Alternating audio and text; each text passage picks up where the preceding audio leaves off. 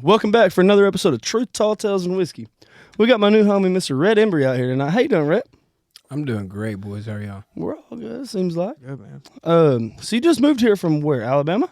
Wilsonville, Alabama, dude. Wilsonville. You gave me, there was a pic on her right here earlier. It says, motherfucking Wilsonville. Motherfucking Wilsonville. Is that where the deer lease is? Yes, sir. That's it. Dude, I grew up raising deer. grew up raising deer, like a high fence ranch? We got a 200-acre high fence enclosure out there, yeah. Badass. Grew up, started when I was 5 years old, I think, raising deer. Oh, that's cool. I didn't even know that I've about been you. in that my whole life, so yeah. Oh, yeah. I met you, Tunes for Tots. Yeah. You were up there with Dylan Wheeler, because Yeah. that's your dog. That's my boy. That's my brother. Dylan, we've been begging you to come out here. You were supposed to be here tonight with Brett, but it's okay. It'll be soon. Yes, sir. Shout out, Dylan. That was a side note. But so you've been in the music scene for a while, and you've got some fucking bangers, man. You got a hell of a voice. Appreciate it. How'd you get started? How'd you get started with the whole music thing, man? Dude, I really got going, I think it was January of 2019. I had this girl that broke my heart, and her favorite artist was Co Wetzel. And I'd never heard of the dude before. And her favorite song was I'm Done. I had it saved in my playlist. We broke up, caught her cheating on me and all that shit. And I was listening to that song, getting fucked up one night, and I realized everything he described in that song was exactly what she did to me. Yeah. So somehow in that moment, I thought, holy fuck, I can do this shit. So the next night, I bought a guitar off my buddy for $100. And 3 hours later, I taught myself how to play Every Rose Has Its Thorn all the way through. Dude, that was the second song I So- ever learned on guitar. Yeah, I was like, damn, I can kind of do this. All you gotta do is move two fingers the whole time. And so, yeah, I kind of got going with my buddies from high school. One of my best friends, Patrick Howell, shout out to him. That's my brother. Me and him kind of got it going as Half Mile. That was what we started as. And we put out an EP, kind of got rolling with that. But before all that, really, I was going to rookie school to be a firefighter. And about that time, my parents were going to a show in Mississippi. They met Co there. He came out hunting at our ranch, and that's kind of how we met, and that's how we got to be buddies and all that shit. And through that, I met Dylan, Gio, Austin Meade, all those guys, and I've been really blessed to get some really good opportunities playing with those dudes. And yeah, that's just So- kind of how it all started. You started music kind of just as a heartbreak type thing. You Pretty grew up. much, You didn't yeah. grow up in a musical family, nothing like that. No, dude, I grew up singing. I was a little kid. I remember, I think I was in like first grade or something. I sang the national anthem and like the Memorial Day shit in school. Oh hell! So you just had a And, voice like, of an angel from Yeah, kids. like I would always be it's just- singing when I was a kid, and then I stopped when I was probably like 7 or 8, and then that's when sports took over, and I was gonna go play baseball and football and all that shit, and that didn't work out, so I went the firefighting route. Music kind of intertwined with that, and I Then- was a firefighter for 5 years, and I actually just quit my job and moved out here to Texas to do music. So Fuck, thank God. yeah, I'd heard about you before. I've had a couple of your songs on my phone, and I was like, and then right there at Tunes for Tots, I was like, oh shit. When you introduced yourself, it was Yeah. cool. Yeah, man, it was really When cool. Co gives you a guitar, I mean, that means something, right? oh yeah, Shit, yeah. we meant to have you park that. We meant to have you put that back there on the back of that chair. Yeah, I got you. So I'll tell you that story. So we were all at my house. They were out there hunting, Co and his whole camp and all that. And we were sitting on my back porch, passing around the guitar, playing songs, writing songs and all that shit.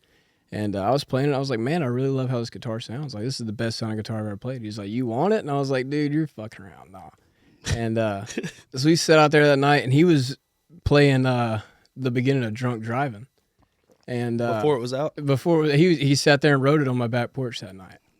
And just casually named. yeah, just fucking casually dropped that. yeah. So anyways, I went to bed because I had to go to work at the fire department the next morning. And I didn't think he was serious. So my dad called me the next morning. He was like, what do you think about Co giving me that guitar? I was like, what the fuck are you talking about? And he was like, yeah, you'd already, because they were still up partying when I went to work. And when I left, Co had signed that guitar on the back, don't sell this bitch, Co Wetzel, put it in the case and left it on my bed, and that was it. That's And fucking now I cool. play the guitar every show. When was that? Shit, that was, goddamn, 2020, 2021 maybe. Nice. I don't know. Right before the And song came that out. was, he wrote Drunk Driving that night, and then at his birthday party later that year in July, we were all sitting out on the balcony, and me and my dad were out there, and he came out and he's like, hey, you want to hear that song I wrote on your porch? And then he played us Drunk Driving. We were like, holy shit. Hell yeah. So that's Oh. kind of badass. And then the back porch out there in Wilsonville, that's kind of like where the magic happens, dude, because me Me and Dylan sat out there. That was 2022, I think, summer of that. We sat out there and wrote "Make Me Feel." Oh, And yeah. that's been doing really good for us. So. That's a banger, man. Appreciate that. Yeah, that was you and Dylan Wheeler wrote that together, right? Yes, sir. Yeah. Yeah, and dropped it together. Yeah, that was the first one I heard from you. Yeah. We I went to the studio.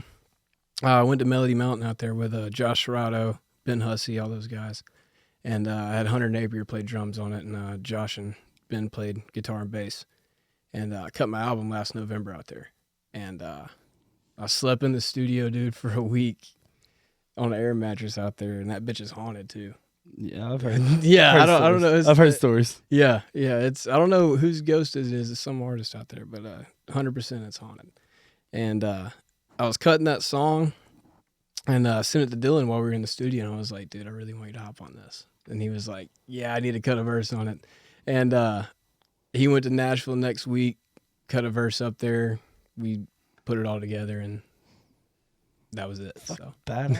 Well, you were talking about like where you were brought up and everything. So who is Rhett Embry like outside of like the music scene? Like, cause that's something that's important to you. Oh What yeah, keeps dude. You know, Like, what keeps you? I grew up in small town Alabama, man. I grew up playing ball. Sports was a big part of my life all throughout high school. I thought I was going to go play college ball. That didn't work out, so I went to go be a firefighter. Did the same shit as my dad, like everybody else, you know. But outside of that, I mean, I'm just really a redneck motherfucker. I like to noodle catfish. I like to bass fish. I like to hunt deer, hunt squirrels, turkeys, anything that's in season. I'm going to kill it, catch it, trap it, whatever it is, dude. I'm out in the woods all the Put it on time. the table. Yes, sir. So that's what I do. Did we determine who caught the bigger catfish, you or him?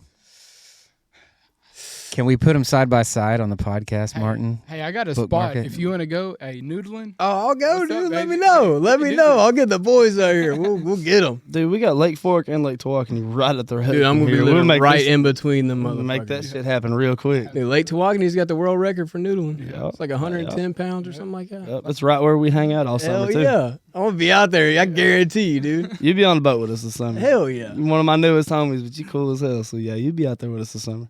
I'm going to show you how to do it, too. I ain't never even done it. I've watched my homies do it. I'm always the one that's just like moral support drinking.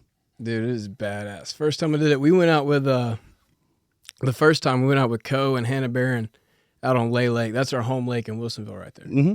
And we went out, hit some boxes and all that, and that kind of taught me the whole thing. And, dude, I didn't really give a shit about it. My dad was all into it. We bought some property on the lake. We bought a boat, all that shit. Built boxes, sunk them, and I was like, dude, I don't give a fuck about this. And it was just me and him out there one day. It was on my birthday, and it was cold. It was May 30th. We went out, and he had checked 3 boxes. He's like, son, you gonna get in the water? You gonna do something? I was like, all right, yeah, whatever. I go and hit a box. I stick my arm in there, pull out a 38-pound flathead. Hell yeah. And ever since, dude, You're I've been hooked. I've been hooked. That's the shit, dude. I love it. Well, I had a question circling back Yeah, go ahead. to Rhett the artist. So you have a very interesting voice. You Yes. got a lot of grit and gravel. You got that rasp to you, and you've got a lot of power. What influenced you? Like, what's little kid Rhett listening to that makes him start singing like that? Dude, when I really started listening to music, I remember I was in the back of the truck. And like I said, we raised deer and shit. So I remember being 7, 8 years old, hauling deer back from the sale barn and shit. And I got my dad's iPod in the back. I'm listening to Creed, Cinderella, Alice in Chains, Hell all yeah. that shit. And I mean, that's my first intro really into music. And I knew then I could hear music differently than anybody else. Cause you know, I'm listening to the tambourine in the background. I'm breaking it down every little single bit of it. So really when I got started, dude, like I didn't give a shit about music. You can ask anybody I grew up with, they didn't think any of this would have come about. But I remember I was like at baseball practice one day and I was just out there singing, fucking around, and my best friend Pat was like, dude, you can sing, I can play drums, let's start a band. And he kind of was egging me on into it, and I went through that heartbreak shit, and that kind of pushed me into it, and we got going from there. Got your heart rose like, fuck it. Okay, let's do it. I'll be a musician. Yeah. And like I'd never really listened to any of it. I was, in high school listening to rap and all that shit, I guess. And what really got me into this scene, I guess, was my dad listening to Cody Jinks. Would be out in the barn working. I'd be like, all the Nashville country and all that shit. I didn't, it didn't appeal to me. But then you heard Cody James. I heard Cody Jinks and Cody Johnson. I'm like, damn, that's some real shit. Mm-hmm. So that kind of gets me into it. And then, of course, all my grunge rock background, Leonard Skinner, 38 Special, Molly Hatchet, Foghat, all that shit. Fucking. And with Temple of the Dog, Alice in Chains, all that shit. I mean, I have such a big plethora of music that influenced me, I guess. So it's dropping a lot of names there that aren't like mainstream, but it's good music. yeah. It's a lot of, like, I see their faces over here as you're dropping a couple of these names. You're like, oh, okay. I'll drop another name real quick. Super Heaven, dude. If y'all haven't heard of that band, listen. yeah. I love Super Heaven. They're They're so great. good. Yeah. So fucking. Sterling shouted them out too. Yeah, he did. Yeah. Yeah. Sterling Ilza. Hell yeah, dude. That's a my dog, boy. dude. That's Yeah. getting We had into him out here for an interview a few months back, man. He's a cool ass. I fuck. met him a couple For months ago sure. because birthday party. that's getting into some like shoegazy stuff, man, Yeah. which is killer. I love that stuff. You got my heart with the '90s alt rock stuff, man. Yeah. that's Hell the yeah. jam. That's kind of what I'm trying to get into because like I started with Half Mile. That was our first band. We put an EP out and we recorded it for $800 in the back room of a music shop in Sylacauga, Alabama. I'm gonna go find it. And dude, it's terrible. Honestly, I mean, I'm we gonna go got find it. the mixes back from the dude in the studio. It was the board mixes. And we were like, hell yeah, we got it back. We just put it on Apple Music, Spotify, all that shit. And we thought it was something. But I mean, through that and the connections I was blessed to make through everything, dude, it's just everything is snowballed and built into something. It's like where we're at right now is so fucking crazy looking back just a couple years ago, where it's like I'm looking up to these guys and now they're in my circle and I'm playing shows with them and opening for them and writing songs with them and all that shit. So, The way you made the connections is crazy because it's like this is your homies, and now you're doing music, and you have the powerful ass voice that you have, and they're already your homies too. So it's like it's fucking just working out. yeah, it's something. Seems to be. It's something. Yeah, it's like partial luck, but it's, I mean, also the talent is crazy, man. Like, I did not expect I appreciate that voice to come I out of you, appreciate man. it. Like Thank you, that was I very told special. y'all. And I could Told see y'all. I could see Martin's face too when you started doing the sound check and started singing. When you get to that big chorus, Yes, sir. both of us were kind of like, okay, Yeah. Martin, our producer over here, is a vocal powerhouse himself. And Hell yeah. so when we bring somebody Sing out, me something, dude. we'll show you something after this. I'll make him show you something. When we bring somebody out here that's badass like that, and we all look at Martin, and he's smiling. We're like, oh, we're good. We're good. We're Hell good. yeah. yeah. Martin is definitely the gauge, and if I can see him getting excited about something, then That's when we know it's gonna be a good night. yeah. It's been a badass night. Rhett's a badass. Hell yeah, I Played appreciate 3 it, brother. songs for us, Yes, sir. so I can't wait to put those out. Hell yeah, me either, man. I'm looking forward to it. That's my favorite thing about doing this is I get to mix all the cool songs from all the people, like especially the artists that no one's heard of. Oh yeah. Dude, I get them stuck in my head. I'm singing them all week. So. Dude, Hell yeah. he'll lock himself in here and like mix and send us a bunch of different mixes, and he's like, which one do y'all like best? And we're like, well, fuck, they're all good. But if he likes it, he'll send us like multiple mixes of shit, and he's like, which one do y'all want the best? And I'm like, dude, you're the guy. Like, why are you asking us? Just pull them all out, all of them. But so yeah, I mean, like, my influence is obviously the way you grew up and the friends that you surrounded yourself with that have helped you in the music scene and everything. So where do you see yourself going on this? Because it seems like you get heavier with your rock. Yeah, like I you, mean- you lean more into the rock side. Yeah, we And it's- started and it was, I mean, the Half Mile shit, like I was saying, that was real country influenced, I guess. And I can't wait to find it. re-recorded all those songs. That's about to be on the new album.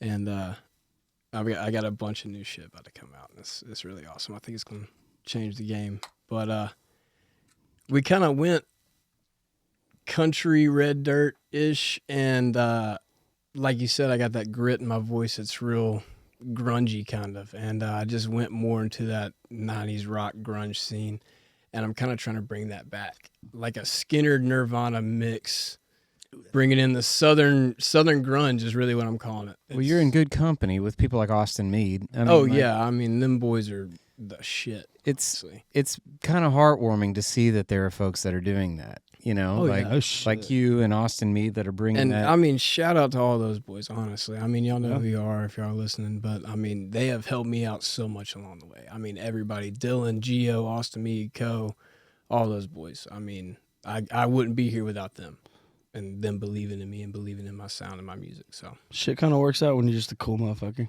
It's easy Yeah, to I make get friends. Absolutely. But and can sing well and have a deer lease. I guess. I mean, that it kind of helps. works out like that. But you told us a story earlier about that song "Someone Else." Yeah, You dropped. yeah. Go on. Now that we're on camera and everything, that story. Oh, crazy. shit. Go on. Shit. Go on. So, I'd opened for Giovanni and the Hired Guns at Saturn in Birmingham. And after the show, we were kind of fucking around. I was playing on my guitar, and my drummer at the time, my best friend Pat, he was like, dude, we really got to do some of that riff. He was like, you got kind of something going on. We got to finish that song. So that week, we finished it, and we went to go play in Tuscaloosa after the Iron Ball. I think this was 2022. I can't remember, 2023, something like that. It was in Tuscaloosa. We played at ATO Frat House. And it was packed out. It was awesome. It was right after the Iron Bowl. It was raining. It was still, I mean, they shut the gates off at 800 and there was still 200 people outside. It was awesome. And so this girl at the time that I was seeing, I didn't know I was writing a song about her, but it ended up being about her in the moment. And we had just finished the song the week before, the night before at rehearsals. We went ahead and played through it just in case we were going to play it. And halfway through the set, she comes through the side door dragging in another guy and drops him off in the middle of the crowd and comes walking up to the stage. And, after that, I turn around to my drummer and I say, we're playing Someone Else. And I hit the first little riff. The crowd goes crazy. I turn back around and I say, this is going to be a hit. Buckle up. And, we let it rip. And the whole time we were playing, I'm sitting there watching her in the crowd, and the crowd's going nuts, and she grabs that dude and turns around and walks out the gate at the very back, and that was the last time I ever saw that bitch. It was the hardest you ever played that song too. Oh, fuck yeah, dude. And I mean, in that moment and having that shit, like I didn't know the energy of the whole I didn't situation. know that song was about her, but at that time it was like, Those are the best. That's it. Those are the best stories. Do you listen to American Aquarium at all? oh, absolutely. Have you heard that song? Absolutely. I Hope He Breaks Your Heart. Dude, Fuck yes. banger. So Fuck he yes. wrote that song when he found out that his ex was showing up to the show with her new dude. Yeah. He wrote it backstage. That's why it doesn't rhyme. It's just stream of conscious. And he played that 100%. song, and there were so many videos of that song that he felt like he had to record it. And that's how that happened, you know? But, I mean, those are cool stories, man. And I think that honesty resonates. You know, that's why that went well. Yeah. That's why people love that song. That's it's where the because it's an magic's honest at. song. Yeah, that's where the magic's at. That type of situation is like a Phil Collins in the Air Tonight type story. Yeah. You know what I mean? Like, I mean, that whole same vibe. I mean, that's the reason that song blew up. Yeah. I mean, that's the reason a lot of songs like that have done that, because the energy when they did it that one time, everybody's like, dude, that's a fucking song. Yeah. It's a feeling. Exactly. So like through this, although you had a big spike boost and everything, and so we've talked about it like with Dylan a lot and everything, and you released something back in August with Dylan. Yeah. And Yeah. that's, so like talk about that, and like after releasing that, like what it's done, with you and your career and everything, and like where you're going from here. Yeah, so we wrote that song, I don't know, it's probably a year ago. Over a year ago, because I recorded it a year ago. And same thing, wrote it about a girl going through a situation and shit like that. We wrote it about 2 hours on my back porch. And, dude, ever since we put that song out, everything's been popping off, honestly. We had some big things happen for us. We've got some good shows. We got some good connections coming up. You moved 3 states away. Yeah, I mean, I moved because of that song. I was able to move from Alabama to Texas and be able to do music full time. So if that tells you anything about it, that's it. I mean, it's been blowing up on streaming and everything. I went from 122 monthly listeners to 14,000 off that one song. So y'all keep listening to it. Y'all keep blowing it up. I got better shit on the way. So Hell yeah. I think we heard one of those tonight, by the way. oh yeah, Yeah. oh yeah. And you might be mad at me, but the Dirty Dreams, I sent them before we brought you out today, last night, Yeah. when I was hyping them up for what was going to happen. I did send them the full band recording of it. Oh no, that's cool. I don't care. It's a little copy, but this is a fucking banger. I appreciate it. I had to show them what I was bringing out here, because it's been a while since we've had like a new kind of interview like this. So I was Yeah. like, yeah, I got it. I listened to it like 3 times on the way home after you sent it to me. So Oh yeah, You are the that's- guy. Listen, Corey usually is like, hey, do we have time this day or whatever? But Corey goes, hey, man, Monday we're going to have this guy out.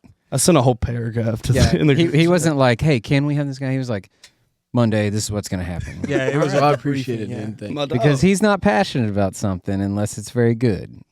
So I know, and kudos to you, man. when we showed up late tonight, yeah, but we stood out there as you were finishing the first cut of the song, the one that you and Dylan did. But we sat out there and we listened, and I came in, and everybody's on a great fucking mood. And they're like, what's that? I was like, oh, shit, yeah, you already cut the heat tonight. Hell yeah. I was like, everybody's in a good fucking mood. Let's go. Hey, But, it came out swinging. Yeah. I don't know if we can talk about this. What we did last night at Sideways. The music video for the new song coming out. Yeah, I did a whole bunch of content for the new single, it's Dirty Dreams. So my nickname's Dirty Rhett. So I dressed up. I wonder why. Yeah. I dressed up as a dirty Santa. I got drunk out there and, had the Grinch. That we did. Stealing all my shit. Yeah, we got fucked up. We had a pretty That good happened last night. You didn't say that. Oh, yeah, that was no, last the music night. video we did was last night. Yeah, it was last night. You made it sound like this had happened a little while back. But- Yeah, No. no, we did a whole bunch of content last night. All this shit at Sideways last night. I was dressed up as Santa Claus, all that shit. On the Lord's Day. Shout out Yeah. to the Grinch. I mean, Yeah, you're the Beer Grinch, dude. showers, all that shit. So I had the Grinch out there. Shout out to my boy Red dressing up as the Grinch, dude. He killed that shit. Josiah hit our homie Trevor's beer and did the whole beer shower. Oh hell slow yeah! motion. Yeah, that was the shit. Which That was is a good also time. too though, like what Shiloh though, like doing. Oh yeah, and Yeah, shout out to Shiloh. Shiloh Hughes, man. He was supposed to be here tonight. He was supposed to be here, but It's like talking about the whole thing, and he's like, like just the whole setting and everything, and like the group that we had together. He's like, and then talking about the whole like beer tap and like getting it all on camera. He's like, dude, it's gonna be beautiful. oh yeah, dude, it turned out badass. Oh yeah, I can't wait to see it. So we didn't end up. I mean, we had a bunch of people come out because y'all ended up. You texted Sarah and you were like, "Hey, tell Corey get all those people out there." She hit me up, and I tried to get everybody that I could last minute on a Sunday, everything, and we ended up having a good group come out right there in that little circle. Oh yeah, it was perfect, man. Shiloh was right there That's with the what we gimbal, recording everything, and by the time we finished all those scenes, Shiloh's back there smiling as he's looking back through the clips and shit. I was Yeah. like, oh, here He said he we got like go. 4 hours of footage today, dude. So I know, and he wanted to come out He wanted to come out tonight with us, and I get it. He had life came up, whatever, but he wanted to do a little more montage of us taking shots and shit. But he said he was like, I got plenty. yeah, We had a good time on a Sunday. badass. That's But- rough. Song's a banger. Looking forward to it. Oh yeah, appreciate it, brother. We're gonna have the acoustic recording of it since you cut it before we got here. Yeah. We got hung up. It's okay. But so what can we look forward to with Rhett Embry?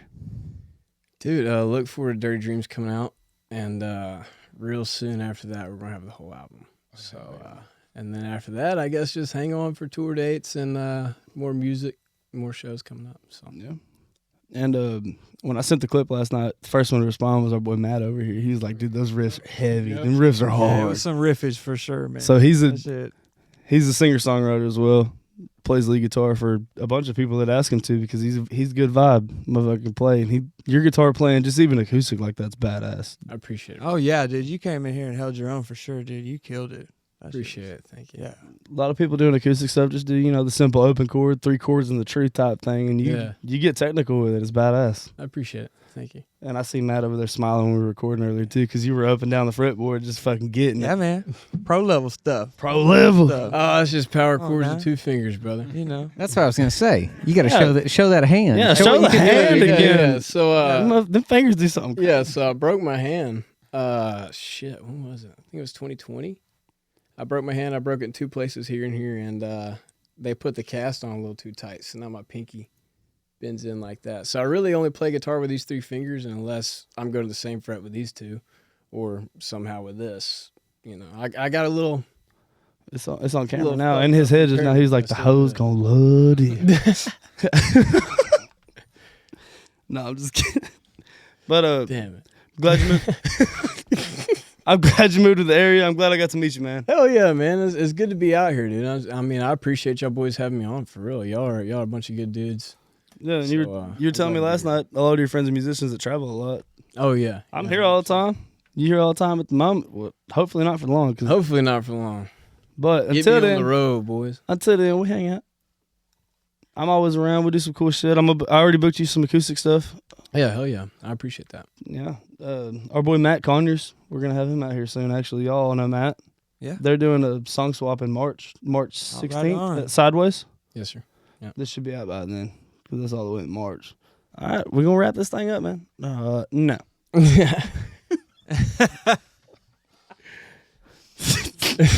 Anybody want to shout out before we Yeah. end this You thing? want to shout anybody out? I mean, the people that helped you. Shout your boys Oh, out. Shout your man, boys dude. out. Shout out Patrick Howell. Shout out Jacob Shaw. Dude, shout out Jay Moody. Shout out Matt Carson. Shout out Aiden Fox. Shout out Jet Lodge. Shout out Lana Stewart. Shout out Mama Pops. Dylan Wheeler. Co Wetzel. Austin Meade. Giovanni. All the boys, dude. But not miss no names because a lot of them. Dude, I know, dude. Everybody I missed. I tried to get everybody in that motherfucker. But dude, everybody that's believed in me and supported me throughout this whole journey. I mean, my day one motherfuckers. I mean, there's a lot of real people in my life, and big shout out to Josh Rickman right here. Oh, yeah. Big shout out to this guy, dude. Without him, none of this shit would be possible. This guy has believed in me since day one. And he is absolutely the biggest reason I can come out here to Texas and do this. So Hell yeah. Oh, yeah. that is my dude right there. So Yeah. Well, big hell, shout out to him. super glad it's happened. Met you a week and a half ago. You're a good homie of mine now. I feel like you're just cool as hell. Can't wait to see what's coming up, bro. Yes, sir. But thanks for coming out tonight. Random little Monday night interview right after you moved to Texas. But Yes, sir. looking forward to see what's coming. Cheers, everybody. Cheers, boys. Good shit. We're going to close out now. Thank y'all for tuning in to another episode of Truth, Tall Tales, and Whiskey.